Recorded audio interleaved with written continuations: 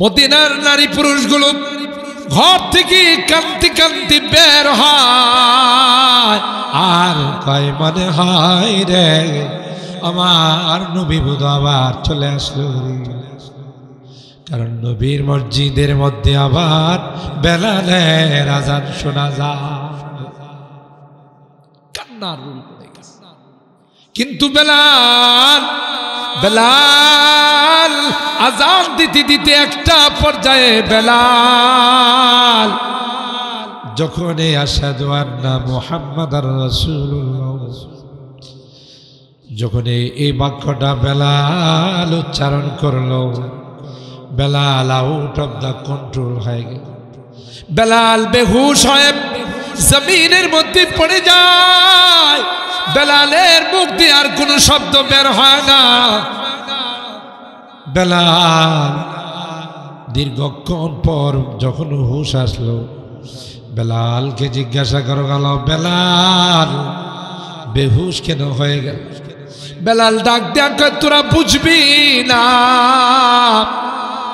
আল্লাহর হাবিবের জামানা আমি যখন আজান দিতাম শাহাদত আঙ্গুল দিয়ে আশহাদু আন্না মুহাম্মাদার রাসূল এই বাক্যটা যখন আমি উচ্চারণ করতাম আমার আঙ্গুল দিয়ে আমার হাবিবের দিকে আমি ইশারা করতাম। আজকে যখন আমি আজান দিতে গেলাম এদিক তাকায় ওদিক তাকায়, কোনো দিকে আমার নবীকে দেখা যায় না। তাই আমি নিজেকে কন্ট্রোল করতে পারলাম। আজান দিয়ে চিরে নবীর দাওহিত্রদের অনুরোধের কারণে, কিন্তু আমার নবী নাই রে। আমার নবী তো আমার শাহাদত আঙ্গুল দিয়ে ইশারা করার না। আমার ভাইরা, সরকারে দু আলম নবী সাহাবায়ে কেরাম নবীকে এক নজরে দেখার পর সব কিছু ভুলে গেছে। বাড়ি ঘর ছেড়ে মদিনায় হিজরত করেছে। আল্লাহর নবীর ইশারায় নিজের জীবনটুকু পর্যন্ত বিসর্জন দিয়েছে। কথা বলেন ঠিক কেন? যখন আল্লাহর নবী বলছেন কে আছো শিবির আয় ছুটে আয় খোদার পথে জীবন বিলা, আমি আল্লাহ ব্যতীত তোমাদের কোনো মাবুদ নেই, ইবাদত করবা তো একমাত্র আমি আল্লাহকে করবা, অন্য কাহারো সামনে মাথা নত করার অনুমতি নাই। কথা বলেন ঠিক কিনা? দুই নাম্বার ওয়ালা রব্বা গায়রি, আমি ব্যতীত তোমাদের কোনো রব নাই, পালনে ওয়ালা জাত নাই, একমাত্র কে পালেন? এ মুসলমান, শুধু তোমাদের লালন পালনের দায়িত্ব আমি আল্লাহ নেই না, গোটা বিশ্বের সকল প্রাণীদের দায়িত্ব কে নিয়েছেন? আলহামদুলিল্লাহ রাব্বিল আলামিন। রব্বুল আলামিন, রব্বুল ইনসি ওয়াল জিন্ন, মানব আর দানবের শুধু রব নয়, কুল কানাত গোটা বিশ্বের পালন কর্তা এক। ওয়ালা তুশরিকু বি শাইআ, আল্লাহ বলেন না না আমার সঙ্গে কাউকে কোনোভাবে শরীক করা যাবে না, না আমার গুনাহগুলির মধ্যে, না আমার জাতের মধ্যে। আল্লাহ কোরআনের অন্য আয়াতে বলেন লাউ কানা ফীহিমা আলিহাতুন ইল্লাল্লাহু লাফাসাদাতা, আসমান আর জমিনের মধ্যে আমি আল্লাহ ব্যতীত, অর্থাৎ এক আল্লাহ ব্যতীত অন্য কোনো আল্লাহ থাকলে প্রতিদিন সকাল সন্ধ্যায় কিলাকিলির অনুষ্ঠান। কিসের অনুষ্ঠান? এক আল্লাহ বলতো যে আজকে রাতে কুয়াশা একটু কম দিব, আরেক আল্লাহ বলতো আমার মনে চাইছে কুয়াশা দিব বেশি। দুই আল্লাহর কথাবার্তা যখন মিলিত না তখন একটা পর্যায়ে করে যে হাত থাকতে মুখে আবার কথা কিছু, ঠিক না? আল্লাহ কই যদি দুই আল্লাহ হতো আসমান আর জমিনের এই নিজাম ঠিক থাকতো না। কথা বলে একমাত্র কেবলমাত্র শুধুমাত্র আমাদের রবকে, আরো জোরে বলতে হবে কে? আল্লাহ, আর কেউ না। আল্লাহ এই সবকগুলো আমাদের পড়ায়। আমি জগৎ যেহেতু কবরবাসীদের, এই কবর যে একটা জগৎ, এই কথাটা বোঝার জন্য একটু গোড়ার থেকে টানছি। আল্লাহ আমাদের এই তাওহীদের সবক শিখায়া আমাদের কাছ থেকে আবার এই সবকটা নিছে। আলাস্তু বিরাব্বিক, আমি কি তোমাদের রব নহে? আমরা এক বাক্যে সবাই জবাব দিয়েছিলাম কালু বালা, হ্যাঁ অবশ্যই আপনি আমাদের রব। আল্লাহ বলেন, বলছো তো ঠিক আছে, দুনিয়াতে গেলে অ্যান্ড্রয়েড সেট পাইবা, মোবাইল পাইবা, সারাদিন এদের পিছনে লাইগা থাকবা, আর কানে তাবিজ লাগায়া সারাদিন গান শুনবা। কথা বলেন ঠিক না? যদিও দিল্লি গ্রামের লোকজন এরকম না, ঢাকার কথা বলতেছে। কথা বলেন ঠিক কিনা? আমার যুবকরা ঠিক আছে। আল্লাহ কয়, এই দুনিয়াতে তোমরা যাবে, যাওয়ার পরে তোমাদের মনে থাকবে না এই সবটা। এই জন্যে আমি আল্লাহ যুগে যুগে নবী রাসূলদেরকে প্রেরণ করি, তাদের উপর আসমানি কিতাব নাযিল। সাউরসিলু আলাইকুম রুসুল ওয়া উনজিলু আলাইকুম কুতুবি ইউযাক্কিরুনাকুম আহদি ওয়া মিসাক। কত বড় মেহেরবান আল্লাহ। তোমরা যেন কিয়ামতের ময়দানে কথা বলতে না পারো, আনতাকুলু ইয়াউমাল কিয়ামা ইন্না কুন্না আন হাযা গাফিল। আল্লাহ মনে নাই কবে কি শিখাইছে। সেই জন্য আল্লাহ যুগে যুগে কি নাযিল করছেন? আসমানি কিতাব, নবী রাসূলদেরকে পাঠাইছেন। হতে হতে সর্বকালের সর্বযুগের সর্বশেষ সর্বশ্রেষ্ঠ নবী আমার আপনার নবী, বিশ্ব নবী রাহমাতুল আলামিন হযরত মুহাম্মদুর রাসূলুল্লাহ সাল্লাল্লাহু আলাইহি ওয়াসাল্লাম। আল্লাহ আমাদেরকে তার উম্মত বানাইছেন। আলহামদুলিল্লাহ। আমরা যতক্ষণ পর্যন্ত আল্লাহর জান্নাতে না যাব, কোনো উম্মতের জান্নাতে যাওয়ার পারমিশন মিলবে না। দেখছেন মর্যাদা আল্লাহ কত দিয়েছে আল্লাহ পাক। এরপরে আমাদেরকে আরেকটা জগতে পাঠাইছে। এই জগতের নাম হলো আলামুল আরহাম, মার পেটের জগৎ। মা বাবার মিলনের মাধ্যমে একটা বীর্য বাবার মেরুদণ্ড থেকে, মার সিনার থেকে, সূরা আত-তারিকের মধ্যে আল্লাহ বলেন ইয়াখরুজু মিন বাইনি সুলবি ওয়াত তারাইব। সুবহানাল্লাহ। এটা আল্লাহ একটা সংরক্ষিত মেশিনের মধ্যে পাঠাইছে। সুম্মা জাআলনাহু নুতফাতান ফি ক্বারারিন মাকিন। একটা সংরক্ষিত মেশিনের মধ্যে আল্লাহ পাঠাইছেন। পাঠায়া ধীরে ধীরে আস্তে আস্তে এটাকে আল্লাহ লালন পালন করছেন। সুবহানাল্লাহ বলেন। মার পেটে আল্লাহ এই মেশিনের মধ্যে পাঠায়া 40 দিন পর ওই বীর্যটাকে জমাট রক্ত বানাইছে। কি বানাইছে? এরপরে আবার 40 দিন পর এটাকে গোশতের টুকরা বানাইছে। সুবহানাল্লাহ। আচ্ছা বলুন তো দেখি, আল্লাহ এত সময় নিলেন কে? আল্লাহর কি লেবার শর্ট আছে? ওয়ার্কার শর্ট আছে? কামলা শর্ট আছে? আল্লাহ কথা বুঝাইছেন, যেই জিনিস ধীরে ধীরে হয় এটা লাস্টিং করে, আর যেই জিনিস তাড়াহুড়া করে হয় এটা কিছুদিন পরেই শেষ। আপনাদের এই এলাকার দিলিগ্রাম এলাকার মুরগির বাচ্চাটা যখন ডিমের থেকে ফুটে কয় মাস পরে আস্তে আস্তে খাবার শুরু করে? ঘুমাই গেছেন, একটু কথা বলতে হবে। কয় মাস? 4 মাস। ও সাথে সাথে আয়েশা ডিমের থেকে ফোটার পর পরে টুক টুক টুক টুক করে জমিনের মধ্যে খাবার তালাশ করে, ঠিক না? হাঁসের বাচ্চা তো 1 সপ্তাহ পরে খাবার তালাশ করে। হাঁসের বাচ্চাটা ডিমের থেকে ফোটার সাথে সাথে নদীতে যায়, পুকুরে যায়, ওরে বাবা, ওখানে সাঁতারও কাটে, আবার ডুব দিয়েও খাবার তালাশ।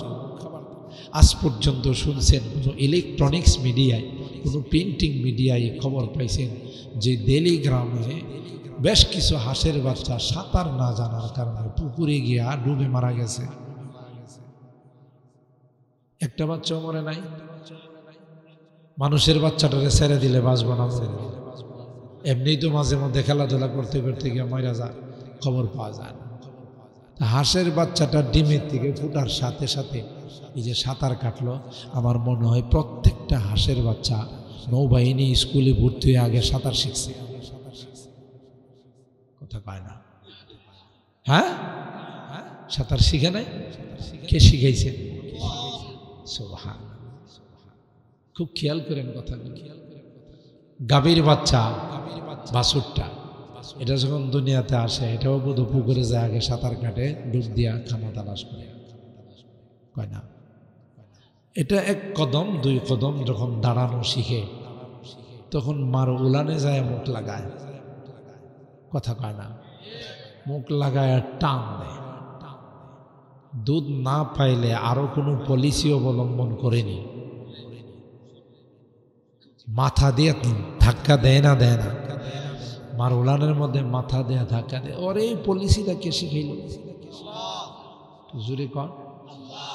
যে যদি দুধ না পাস তাইলে একটু মাথা দিয়ে ধাক্কা দিবে, দেখবে গড়গড় গড়গড় করে দুধ তো মুখের মধ্যে চলে আসবে। কে শিখাইছে? قال ربنا الذي أعطى كل شيء خلقه ثم هدى قال فما بال القرون الأولى। হযরত হারুন আর মুসা কে আল্লাহ বললেন, এ হারুন আর মুসা, বিশ্ব সন্ত্রাস ফেরাউনের কাছে যা। এটা কি কোনো লোকাল সন্ত্রাস ছিল না আন্তর্জাতিক? কথা কয় না। আন্তর্জাতিক সন্ত্রাস ছিল মিস্টার ফেরাউন। এই ফেরাউন একবার স্বপ্ন দেখলো, আপনাদের কষ্ট বেশি হইতেছে না তো? ফেরাউন একবার স্বপ্ন দেখলো একটা আগুন বাইতুল মুকাদ্দাস থেকে বের হয়ে, তাফসীরের কথা, মিশরে ঢুকছে। মিশরে ঢুকা ফেরাউনের বংশধরের যত ঘর বাড়ি আছে ঢুকে আর জ্বালা, কিন্তু পাশাপাশি বনি ইসরায়েলের বাড়িঘর আছে, একটা তো ঢুকে না। ফেরাউন কই আগুনগুলো নিঃসন্দেহে ঢাকা ভার্সিটির ছাত্র, কথা পায় না? বড় শিক্ষিত আগুন, বুয়েটে রুয়েটে লেখাপড়া করছে, কথা পায় না? বাইসা বাইসা ফেরাউনের বংশধরের ঘরে ঢুকে, মুসা নবীর বংশধরের একটার ঘরে ঢুকে না। এটা তো একটা আশ্চর্য ব্যাপার না? কথা পায় না। আরে ভাই, আগুন কার গোলাম? বলুন বলুন। আরেকটা ইন্টারন্যাশনাল হারামজাদা নমরুদ, কথা কয় না? হযরত ইব্রাহিম খলিলুল্লাহকে জ্বালানোর জন্য বিশাল অগ্নিকুণ্ড বানাইছে, পাখি উড়াল দিয়ে গেল পড়ে যায়। ইব্রাহিম খলিলুল্লাহকে যখন, অনেক লম্বা ঘটনা, চরখা দিয়ে যখন আগুনে ফালাইছে, আল্লাহ মোবাইল করে আগুন রে বলে দিছে, হে আমার দুস্থ আসতেছে, একটা পশমও পড়াবে না, বরং রশি দিয়া যে জায়গাটা বাঁধছে ওই রশিটা পোড়াই দিবে, রশির নিচে একটা পশম কেউ পোড়াবে। সুবহানাল্লাহ কবেন না? আবু আতিশ খাকু বাদ বান্দার পেশে মাতু মুর্দা বা হক জিন্দা। কবি ডাক দিয়া বলেন, আগুন পানিয়া বাতাস সবগুলোকে আমাদের কাছে মনে হয় এগুলোর কোনো প্রাণ না, এগুলো নিষ্প্রাণ না রে না, সবগুলোর প্রাণ আছে, মালিক হুকুম দিতে দেরি হয়, অ্যাকশনে যাইতে দেরি হয় না। ঠিক কিনা বলেন? আগুনকে আল্লাহ ডাক দিয়ে বলেন, আগুন কুলনা ইয়া নারু কুনি বারদা ওয়া সালামান আলা ইব্রাহিম। এ আগুন, তোমার কাছে আমার খলিল মেহমান হচ্ছে রে আগুন। নমরুদে যে রশিগুলো দিয়া বাঁধছে, রশিগুলো জ্বালাই দিবে রে, রশির নিচে একটা পশমকেও স্পর্শ করবি না। তাফসীরের কিতাবের মধ্যে আসে, নমরুদে যেই রশিগুলো দিয়ে হযরত ইব্রাহিম খলিলুল্লাহর হাতগুলো বেঁধেছিল, পাওগুলো বেঁধেছিল, আল্লাহর কসম, আগুন ওই রশিগুলোকে পোড়াই দিল, কিন্তু রশির নিচে একটা পশম কেউ পোড়ায় নাই। কার গোলাম? আবু আতিশ খাকুবাদা বান্দার পেশে মাতু মুর্দা বা হক জিন্দা। বঙ্গোপসাগরের পানি আল্লাহ পাক যদি অর্ডার দেন যে দেলিগ্রাম সহ ব্রাহ্মণবাড়িয়া, কসবা, সদর, কুমিল্লা সব ডুবাই দেয়, আমার মনে হয় 2-3 মাস সময় লাগবে। দেখছেন কেন? এগুলো কার গোলাম? আরো জোরে বলে আল্লাহর গোলাম। অর্ডার দিতে দেরি হবে, বাস্তবায়ন করতে। পাক আগুনকে ডাক দিয়ে বলেন, কুলনা ইয়া নারু কুনি বারদা, এ আগুন আমার খলিলের উপর তুমি ঠান্ডা হয়ে যাও। মুফাসসিরিনে কেরাম কয়, যদি বারদানের পরে সালামান শব্দ আল্লাহ ব্যবহার না, আগুনটা আইস হয়ে যাইত, বরফ হয়ে যাইত। কিন্তু আল্লাহ বলে দিলেন, ওয়াসালামান আলা ইব্রাহিম, আমার খলিলের জন্য শান্তিদায়ক হয়ে যায়। আগুনটা ফুলের বাগান হয়ে গেছে। আর ভাইরা, ওই আগুন যখন ইব্রাহিমকে জ্বালাই না, নমরুদ্দা চেয়ারের উপরে বসা মাথা উঁচু করে দেখে, কিরে ডিজেল দিলাম আমি, পেট্রোল দিলাম আমি, লাকড়ি দিলাম আমি, জ্বালাইলাম আমি, এই যে মিতালি করে আমার দুশ্মনের সাথে। আগুনে ইব্রাহিম খলিলুল্লাহ যাওয়ার সাথে সাথে কই, স্যার কফি খাবেন, হট খাবেন না কোল্ড খাবেন? স্যার নাস্তাটা কি দিব? কি নাস্তা খাবেন? ফ্রুটসটা কি দিব সেটা বলে। এভাবে যখন আগুন মিতালি শুরু করে দিয়েছি, নমরুদে আগুনকে ডাক দেয়া কয়, আগুন, এ আগুন, তোর মধ্যে কি জ্বালানোর ক্ষমতা নাই? আগুনের জুবান আল্লাহ খুলে দিয়েছেন। আল্লাহু আকবার বলেন। কি বলেন? আল্লাহর ক্ষমতা আছে না নাই? আগুন কি দিয়ে কথা বলানোর ক্ষমতা আমার আল্লাহর আছে না নাই? যে আল্লাহ গাছের গোড়াকে দিয়া কথা বলা, আল্লাহর হাবিব সরকারে দু আলাম আকায়ে নামদার তাজদারে মদিনা, আমার আপনার নবী, বিশ্ব নবী, রহমতে আলাম হযরতে মুহাম্মদুর রাসূলুল্লাহ সাল্লাল্লাহু আলাইহি ওয়াসাল্লাম মসজিদে নববীর খেজুর গাছের গোড়ায় বসে তিনি খুতবা দিতেন। নতুন মিম্বার যখন চলে আসলো,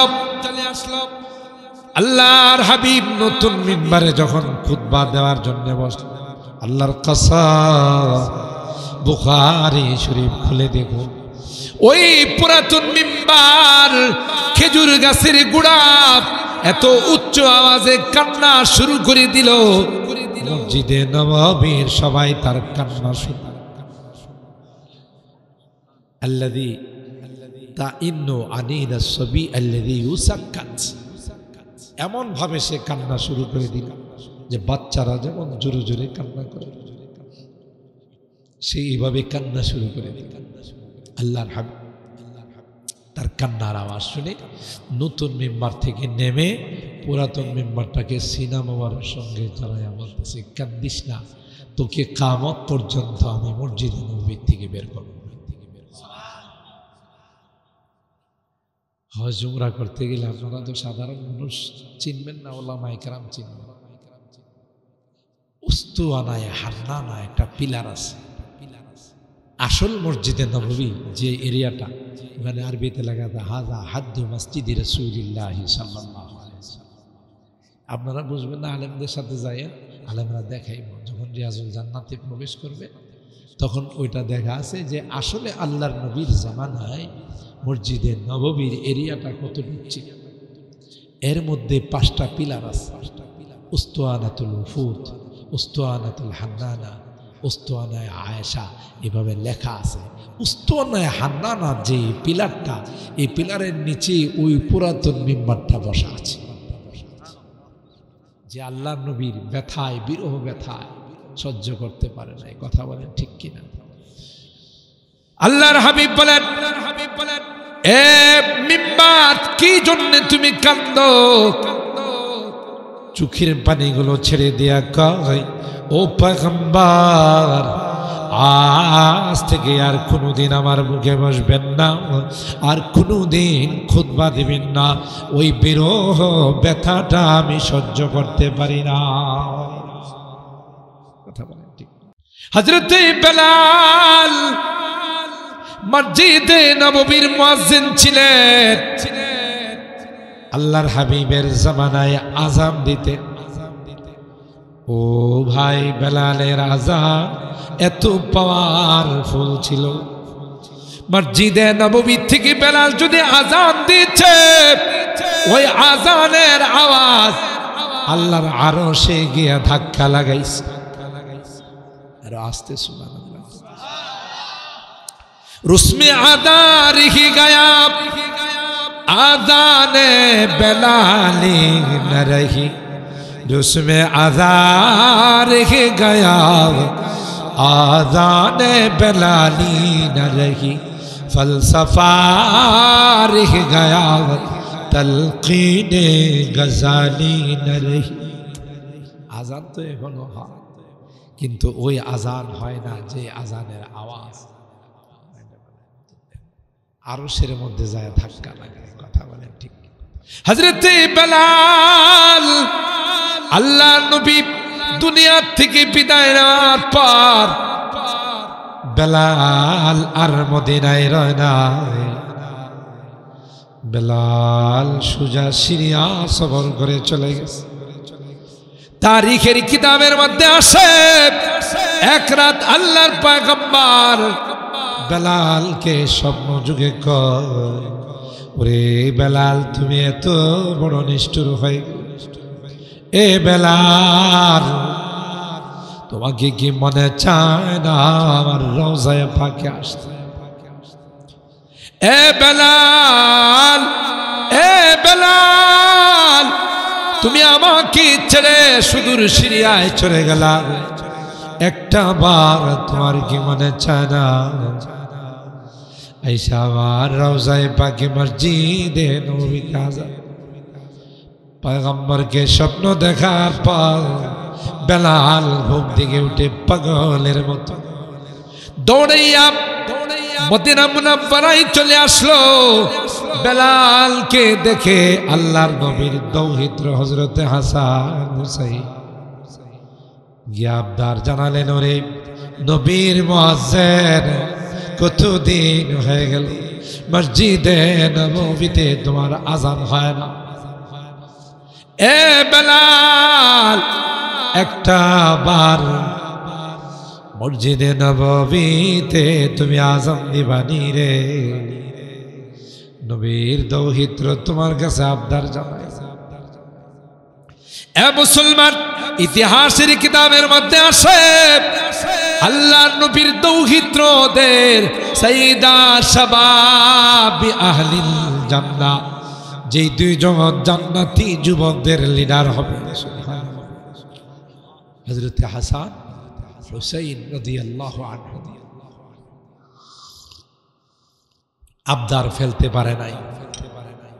মসজিদে নববীতে গিয়ে তিনি আযান দেওয়া যখন শুরু করছে, গোটা মদিনায় কান্নার রোল পড়ে গেছে।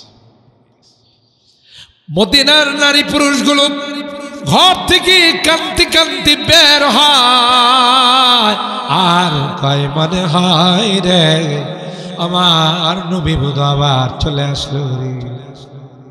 কারণ নবীর মসজিদের মধ্যে আবার বেলালের আযান শোনা যায়। কান্নার রোল পড়ে গেছে। কিন্তু বেলাল আযান দিতে দিতে একটা পর্যায়ে বেলাল যখন আশহাদু আন্না মুহাম্মাদার রাসূলুল্লাহ যখন এই বাক্যটা বেলাল উচ্চারণ করলো, Belal out of the control হয়ে গেল। বেলাল বেহুশ হয়ে জমিনের মধ্যে পড়ে যায়। বেলালের মুখ দিয়ে আর কোনো শব্দ বের হয় না। বেলাল দীর্ঘক্ষণ পর যখন হুশ আসলো, বেলালকে জিজ্ঞাসা করা গেল, বেলাল বেহুশ কেন হয়ে গেল? বেলাল ডাক দেখ, তোরা বুঝবি না, আল্লাহর হাবিবের জামানা আমি যখন আযান দিতাম শাহাদাত আঙ্গুল দিয়ে আশহাদু আন্না মুহাম্মাদার রাসূল, এই বাক্যটা যখন আমি উচ্চারণ করতাম আমার আঙ্গুল দিয়ে আমার হাবিবের দিকে আমি ইশারা করতাম। আজকে যখন আমি আযান দিতে গেলাম এদিক তাকায় ওদিক তাকায়, কোনো দিকে আমার নবীকে দেখা যায় না। তাই আমি নিজেকে কন্ট্রোল করতে পারলাম। আযান দিয়ে চিরে গেছে নবীর দাওহিত্রদের অনুরোধের কারণে, কিন্তু আমার নবী নাই রে। আমার নবী তো আমার শাহাদাত আঙ্গুল দিয়ে ইশারা করার না। আমার ভাইরা, সরকারে দু আলম নবী সাহাবায়ে কেরাম নবীকে এক নজরে দেখার পর সব কিছু ভুলে গেছে। বাড়ি ঘর ছেড়ে মদিনায় হিজরত করেছে।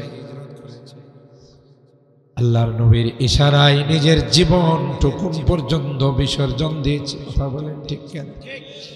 যখন আল্লাহর নবী বলছেন, কে আছো শিবির আয় ছুটে আয়, খোদার পথে জীবন বিলা। আসো কি নবীর ডাক আসছে, হাইয়া আলাল জিহাদ। সব কিছু ফেলে দিয়ে সাহাবায়ে কেরাম নতুন বউ ঘরে রেখে ময়দানে চলে গেছে। কথা বলেন ঠিক কিনা?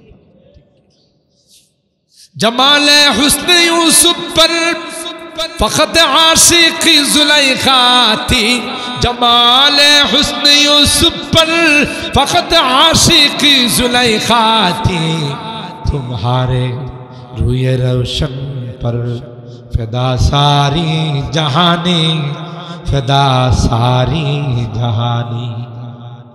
ইউসুফ নবীরে দেখা মিশরের নারীরা আঙ্গুল কাটছে। ওগো নবী, আপনাকে দেখা সাহাবায়ে কেরাম গলা কাটাই। কথা বলেন ঠিক কিনা? जब हुस्न था उनका जलवा नुमा, अनवार का आलम क्या होगा, हर कोई फिदा है बिन देखे दीदार का आलम क्या होगा। আমরা আজকে না দেখে নবীর আলোচনা শুনি, পাগল পারা হয়ে থাকি। নবীর বিরুদ্ধে কেউ যদি কোনো কটাক্ষ করে, আমার নবীর চরিত্র নিয়েও যদি কোনো কুলাঙ্গার কথা বলে, তার মাথাটা দেহের থেকে বিচ্ছিন্ন করার জন্য আমরা প্রস্তুত হয়ে যায়। কথা বলেন ঠিক না?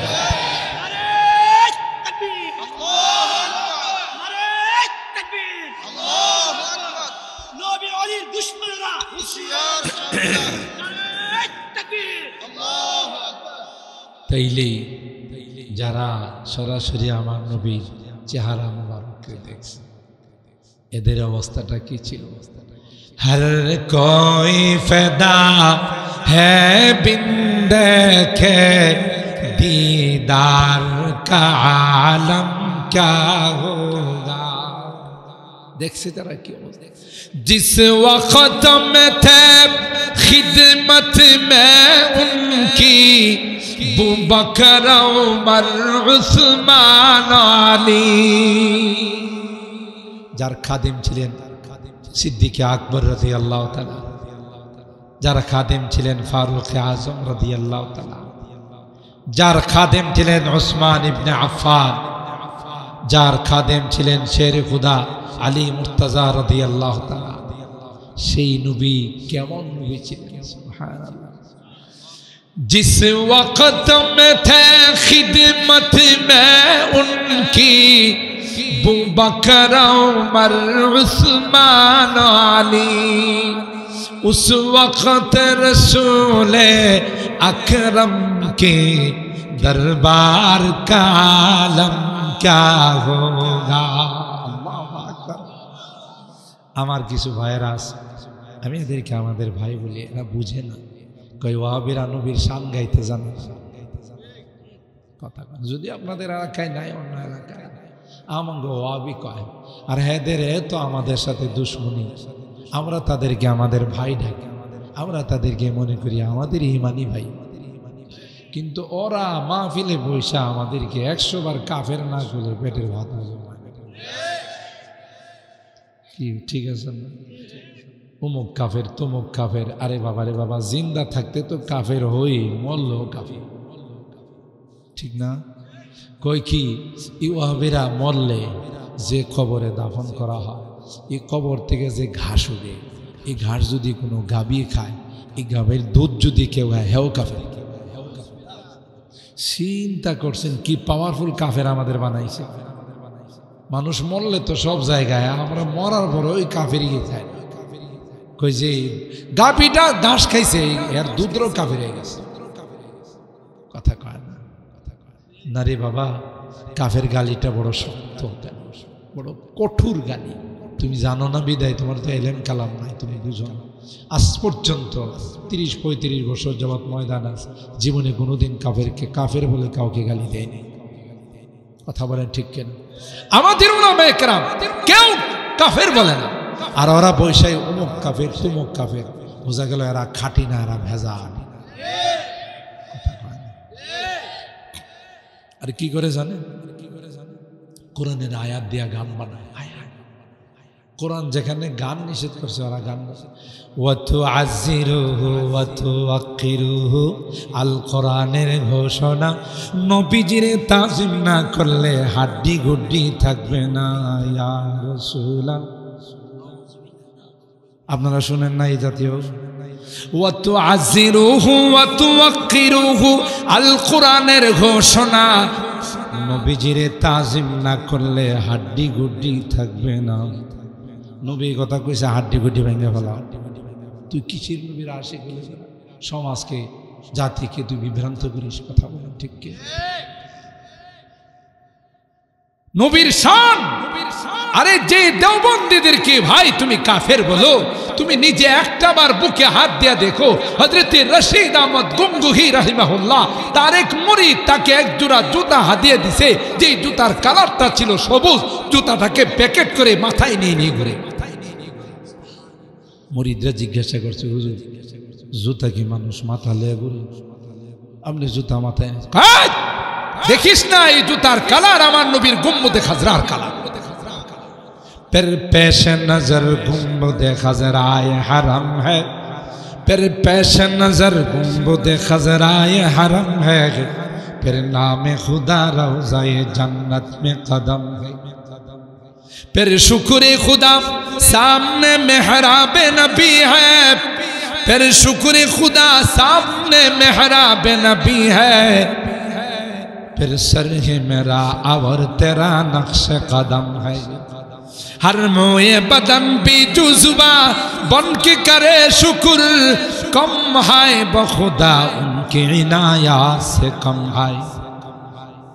रग रग में मोहब्बत हो रसूल अरबी की, रग रग में मोहब्बत हो रसूल अरबी की, जन्नत के खजायन के यही बैसलम है। ये दर्राए ना चीज है खुर्शीद बदामा, ये दर्राए ना चीज है खुर्शीद बदामा, देख उनके गुलामों कभी क्या जानो हशम है। दिल नाते रसूल अरबी कहने को बेचाई, दिल नाते रसूल अरबी कहने को बेचाई, आलम है तहय्युर का जुबा गैना कलम है। अल्लाह আল্লামা মুফতি শফি রহমতুল্লাহ আলাইহি বলতেছেন, গুম্বদে খাজরা কত দামি জানো? যেখানে আমার নবী শুয়ে আছেন, এই রওজায়ে পাকের দাম কত জানো মিয়া? ইন্নাল বুকআতাল্লাতী দুফিনা ফিহা নবী সাল্লাল্লাহু আলাইহি ওয়াসাল্লাম আফজালু মিন আরশির রহমান ওয়া আলাইহিল ইজমা। আল্লাহর হাবিব রওজায়ে পাকের যে অংশের মধ্যে শুয়ে আছেন সে অংশের মর্যাদা আল্লাহর আরশে আযম থেকে বেশি।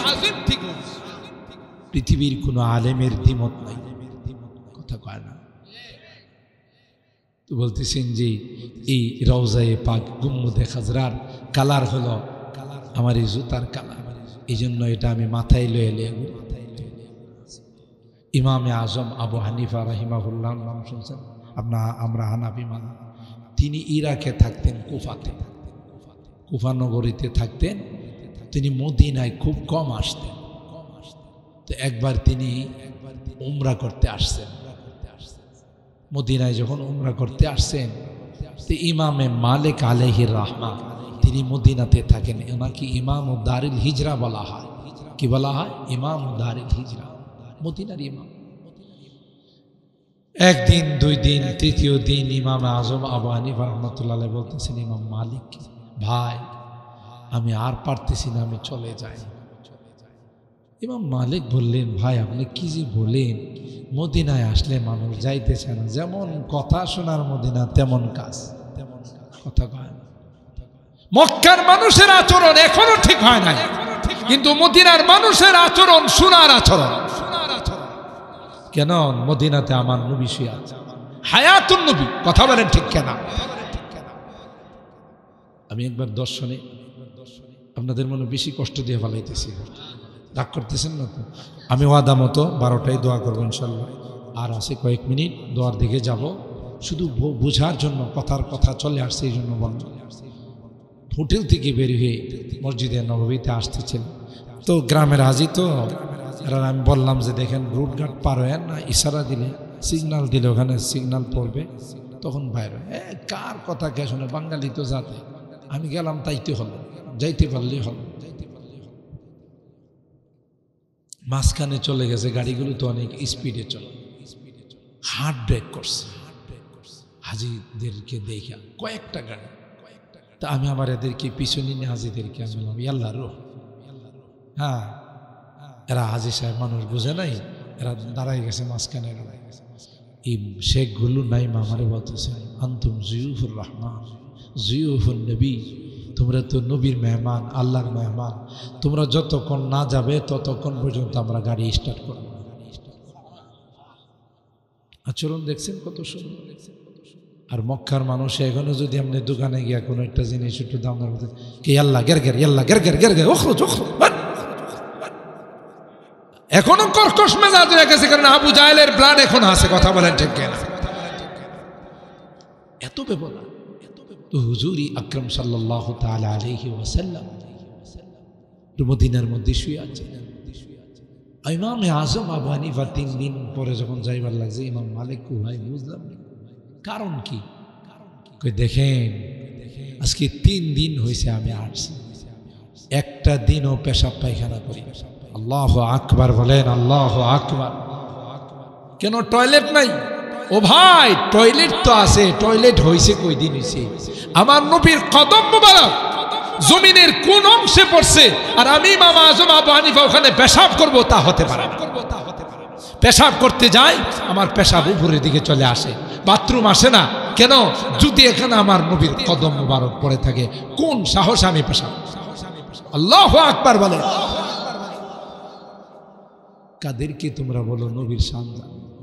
এই যে দেখো এই কবিতার মধ্যে আল্লাহর হাবিবের শান, যে যার খিদমতগার ছিলেন আবু বকর, ওমর, উসমান, আলী, সেই নবীর দরবারের শানটা কেমন ছিল? সুবহানাল্লাহ। আল্লাহর হাবিব খন্দক করতেছেন, যুদ্ধ করবে, আসরের নামাজের টাইম চলে যাচ্ছে, সূর্য মামা বিদায় হয়ে যাইতেছে। সূর্যরে আল্লাহর হাবিব ইশারা করে, এই সূর্য তুই কি দেখিস না আমার আসরের নামাজ পড়া হয় না? থাম, আগে আমি আসরের নামাজ পড়বো, এরপরে তুই যাবি। আল্লাহু আকবার। চাহে তু ইশারু সে আপনি काया ही पलट दे दुनिया की काफिर मुशरिकরা আইসা কইল মোহাম্মদ তুমি যদি নবী হয়ে থাকো পূর্ণিমার চন্দ্রটাকে ইশারা করে দুই টুকরা করে দিতে পারলে আসলে তুই আবু জাহেলের গোষ্ঠীগুলি ইমানদার হইব না ওই যে ইমাম সাহেব আয়াত তেলাওয়াত করছিলেন খাতামাল্লাহু আলা কুলুবিহিম ওয়া আলা সামঈহিম ওয়া আলা আবসারিহিম গিশাওয়া এটা মোহর মাইরা দিছে ঈমান তাদের নসিবে নাই কথা বলেন ঠিক কি না বলল যে তুমি যদি দুই টুকরা করে দেখাই দিতে পারো তাইলে আমরা কিন্তু ঈমানদার হই আল্লাহ নবী বললেন কথা ঠিক থাকবো তো বলে হ্যাঁ বলো কি ঠিক থাকবে না আল্লাহর কাছে বললেন আল্লাহ এরা বলে ঈমানদার হয়ে যাব তাহলে দুইটা টুকরা করে দাও আল্লাহ বললেন আপনি কইছেন আমি না করছি এমন কোনো বিষয় আছে সুবহানাল্লাহ আপনি আমার হাবিব না সবাইরই বানাইছে আমার ইচ্ছা মতো আপনারা বানাইছে আপনার ইচ্ছা মতো আর আস্তে সুবহানাল্লাহ হাসান ইবনে সাবিত বলতেছেন ওয়া আহসানু মিনকা লাম তারা কাত্তু আইনি ওয়া আজমালু মিনকা লাম তালিদিন নিসাউ ও নবী ইউসুফ আলাইহিস সালাম রে আল্লাহ অর্ধেক সৌন্দর্য দিছিল হাদিসের মধ্যে আসে উতিয়া সাতরুল হুসন কিন্তু আপনার মতো এত সুন্দর করে আল্লাহ পৃথিবীর কাউকে বানান আপনার মতো এত সুন্দর কোন সন্তান পৃথিবীর কোন মা জন্ম দিতে পারে নাই ওয়া আহসানু মিনকা লাম তারা কাত্তু আইনি ওয়া আজমালু মিনকা লাম তালিদিন নিসাউ خلقت مبرأ من كل عيب كأنك قد خلقت كما تشاء اے पैगंबर আপনি পৃথিবীতে আসার আগে আল্লাহ পাক কুদরতি ভাবে আপনাকে মুসলমানি করায়া খতনা করায়া পাঠে কোন পৃথিবীর মানুষ যেন আপনার লজ্জাস্থানে হাত দিতে না পারে সুবহানাল্লাহ আম্মা জান হালিমাতু সাদিয়া রাদিয়াল্লাহু তাআলা আনহা কয় বাচ্চারা যখন শুয়ে যায় মারা বাচ্চাদের লজ্জাস্থানের মধ্যে তলা দেয়া রাখে একটা কাপড় দেয়া রাখে খেলতে খেলতে কাপড়টা সরে যায় আমার মুহাম্মদ যখন দুধ পান করা অবস্থায় আমি যখন তাকে আমার বাড়িতে নিয়ে গেলাম মুহাম্মদের লজ্জাস্থানেও আমি কাপড় দিয়া রাখি আম্মা জান হালিমাতু সাদিয়া রাদিয়াল্লাহু তাআলা আনহা কয় ওই কাপড়টা খেলতে খেলতে যখন সরে যাইত রে আল্লাহর কসম রে আমি দেখতাম আসমান থেকে একটা কালো হাত আইসা কাপড়টা আবার দিয়া দিত وأحسن منك لم تر قط عيني وأجمل منك لم تلد النساء خلقت مبرأ من كل عيب كأنك قد خلقت كما تشاء ও নবী আপনি বলছেন আমি এটা কবুল করব আপনার শাহাদাত আঙ্গুল দিয়ে ইশারা আল্লাহর কসম ইশারা করতে দেরি হয় চাঁদ দুই টুকরা হয়ে পাশের দুই পাহাড়ে পড়তে দেরি কার ইশারায় চাহে তু ইশারু সে আপনি কায়া হি পলট দে দুনিয়া কি ये शान है खिदमत गारों की दरबार का आलम क्या होगा जब हुस्न था उनका जलवानुमा अनवार का आलम क्या होगा हर कोई फिदा है बिंदे के दीदार का आलम क्या होगा मेराज की सब हक मिलने वो अर्श मुअल्ला पर पहुंचे মেরাজের জন্য দাওয়াত দিয়ে নিয়ে গেছেন ও নবী এই পাওয়ার আমি কাউকে দেই নাই আপনাকে দিই সুবহানাল্লাহ मेहराज की सब हक मिलने व अर्श मुअल्ला पर पहुँचे रफ्तार का आलम क्या होगा गुफ्तार का आलम क्या होगा सुबहानाल्लाह मुहतरम हाज़िर जात থেকে কথা গেল যে আমার আপনার নবী বিশ্ব নবী রহমতে আলম হযরত মুহাম্মদুর রাসূলুল্লাহ সাল্লাল্লাহু তাআলা আলাইহি ওয়াসাল্লাম রওজায়ে পাকে হায়াতুন নবী এখনো যদি আপনি সরাসরি আমার নবী তার জবাব দেন কোরআনে কারীমের আয়াতের মধ্যে আসে ওয়ালাউ আন্নাহুম ইযলামু আনফুসাহুম সুম্মা জাউকা ফাস্তাগফিরুল্লাহ ওয়াস্তাগফারা লাহুমুর রাসূল লাওয়াজাদুল্লাহ তাওয়াবার রহিমা ও নবী আপনার কোন উম্মত গুনাহগার উম্মত যদি আপনার রওজায়ে পাকের কাছে আইসা তার গুনাহর জন্য ক্ষমা চায় আর আপনাকে যদি সুপারিশগার বানায় আপনি যদি তার জন্য সুপারিশ করেন আমি তার জীবনের গুনাহ মাফ করে দেব এই আয়াত পড়ার পর একজন বেদুইন অনার আরবি সে আয়েশা আল্লাহ নবীর দরবারে সালাম দিয়েছেন আসসালাতু ওয়াসসালামু আলাইকা ইয়া রাসূল আসসালাতু ওয়াসসালামু আলাইকা ইয়া হাবিবাল্লাহ সালাম দেয়া বলতেছেন জিতুকা মুস্তাগফিরান লিযামবি ওয়া মুস্তাশফিআন বিকা ইয়া রাসূল ওগো নবী কোরআনে আমি আয়াত পড়ছি আল্লাহ বলেন আপনার কাছে আয়েশা যদি কোনো উম্মত তার গুনার জন্য মাফ চায় আর আপনি যদি একটু সুপারিশ করেন তাইলে নাকি আল্লাহ গুনাহ মাফ করে দেন আমি একজন গুনাহগার আপনার উম্মত আমার গুনার অভাব নাই আপনি কি আমার জন্য আল্লাহর কাছে একটু সুপারিশ করবেন এই আরজিটুকু আপনার কাছে নিয়ে আসলাম এই কথা বলে রওজায়ে পাকের উপরে এখানে ওই কবিতা দুইটা কবিতা আছে ইয়া খাইরা মান দুফিনা বিল খায়া আযামহু ফাতাবা মিন তিবিহিন আল কাউ ওয়াল আকামু নফসিল ফিদাউ লিকবরিন আনতা সাকিনুহু ফিহি আল আফাফু ওয়া ফিহি আল জুদু ওয়াল কারামু এখনো গেলে ওলামায়ে কেরাম বুঝবেন আপনারা বুঝবেন না আমার নবীর রওজায়ে পাকের উপরে দুইটা কবিতা লেখা আছে এই কবিতা দুইটা লেখা ওই বেদুইন কানতে কানতে চলে গেছে নবী গো যদি দয়া হয় আপনি তো রহমতের সাগর যদি দয়া হয় আমার জন্য আল্লাহর কাছে একটু সুপারিশ করেন আল্লাহ নবী আল্লাহর বললেন আল্লাহ এই আমার এতিম উম্মত আমার কাছে এসে সুপারিশ এসে তুমি তারে মাফ করে দাও আল্লাহ সাথে সাথে মাফ করে দিয়েছেন ওখানে একজন আল্লাহর ওলি হযরত ইমাম উতাইবী রাহিমাহুল্লাহ তাফসীর ইবনে কাসির এই ঘটনাটা আছে ইমাম উতাইবী রাহিমাহুল্লাহ তখন তাকে আল্লাহ নবী স্বপ্ন দেখায় বলতেছে উমুকের কাছে যাও গিয়া তাকে তুমি সুসংবাদ দাও আমি তার জন্য আল্লাহর কাছে সুপারিশ করছি আল্লাহ তার জীবনের গুনাহ মাফ করে দিয়েছেন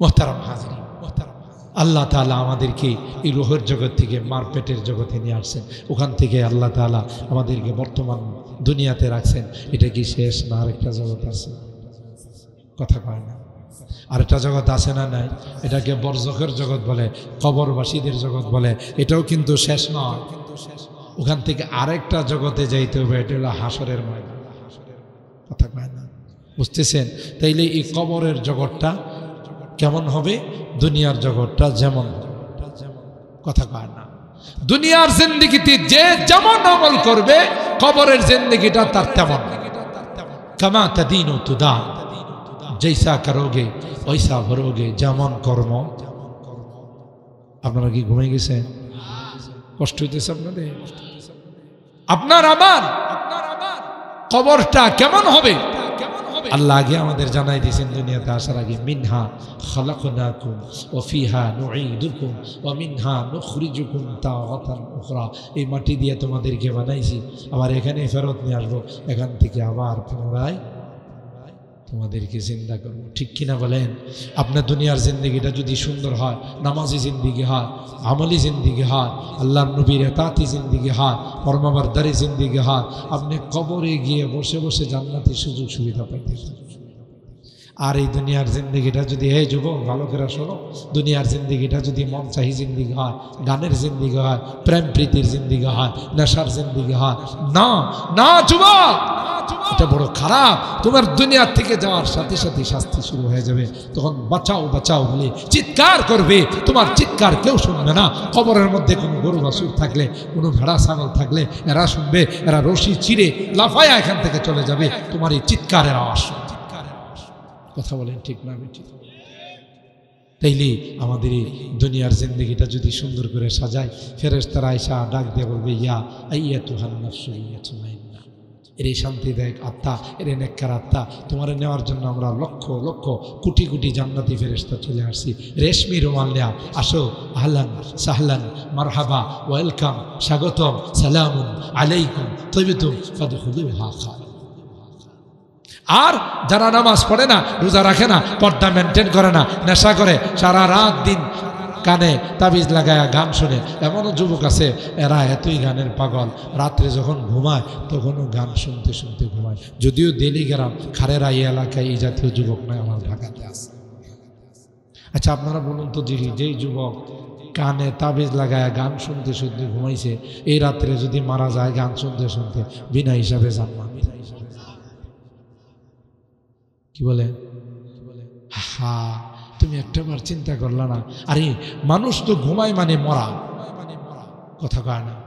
ঘুমের ঘরে মানুষ মরা। তোমার যদি আবার আল্লাহ দুনিয়াতে পাঠায় তাহলে তুমি জিন্দা, না হলে জিন্দা না। তাহলে এই সময় সুন্নতের উপর আমল করে তুমি ঘুমায়, গান শোনো কেন যুবক?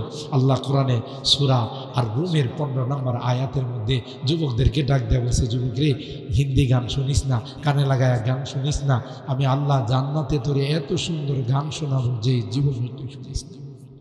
فأما الذين آمنوا وعملوا الصالحات فهم في روضة يحبرون। এই আয়াতের তাফসীরে মুফাসসিরিন کرام লেখেন, আল্লাহ জান্নাতের মধ্যে একটা সুন্দর মনোরম বৃক্ষরোপণ করবেন, তার ডালে ডালে পাতায় পাতায় মিউজিক বাজতে থাকবে আর গান গাইতে থাকবে।